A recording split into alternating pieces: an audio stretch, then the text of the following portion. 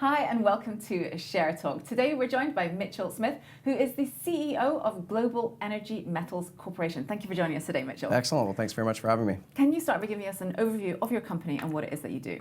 Sure. So Global Energy Metals, we are listed on the TSX Venture Exchange, symbol is GEMC. We're investment vehicle for the exposure to battery metals and most notably cobalt. So we have a strong belief that the global adoption of vehicles is something that requires significant cobalt for the future, and we're looking to build a supply pipeline for that. And can you tell us about your cobalt assets in Australia? Sure. So we, a few months ago, took 100% control of the Millennium Cobalt project, as well as two additional cobalt copper projects in the Mount Isa region in Queensland, Australia. Both, our vision really for that project is to expand on the resource, grow the current tonnage, and build a notable primary cobalt asset in one of the best jurisdictions to do mining. Sounds good.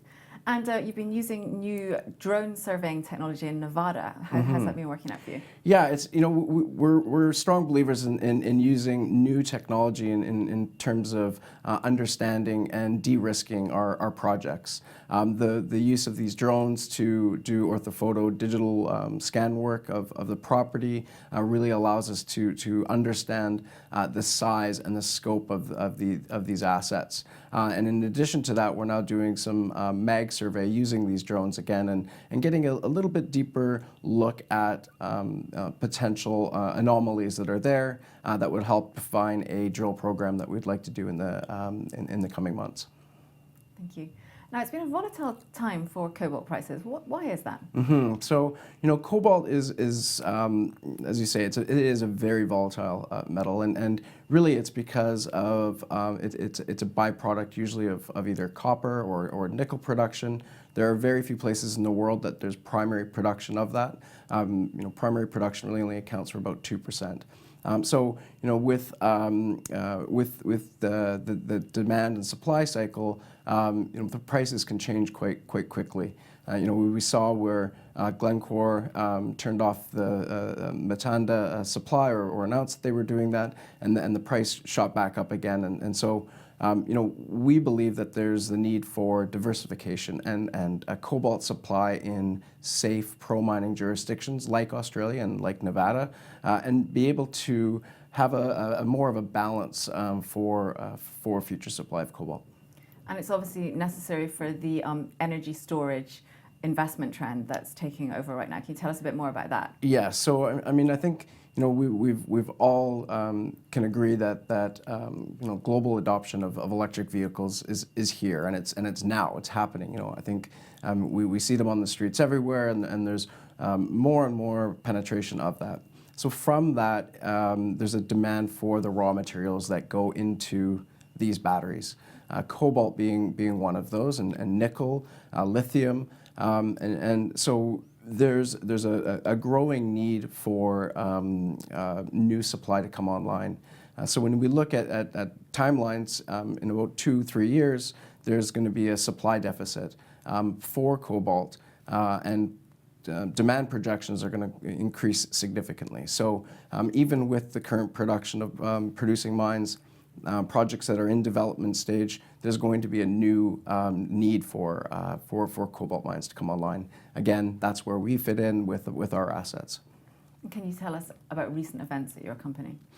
Yeah, we've had a very busy last 6 months. We've as I mentioned, we were able to take 100% of the Millennium project, and that was really based on exceptional results that we had from last year's drill campaign, metallurgical work that showed fantastic recoveries. So we went in and took 100% of that asset through share issuance with our partner Hammer Metals.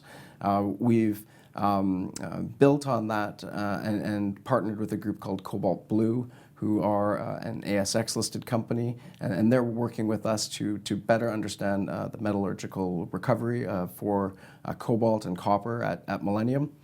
In Nevada, we've done an extensive preliminary work campaign, again, to better understand and de-risk that project, to define drill targets for the coming months.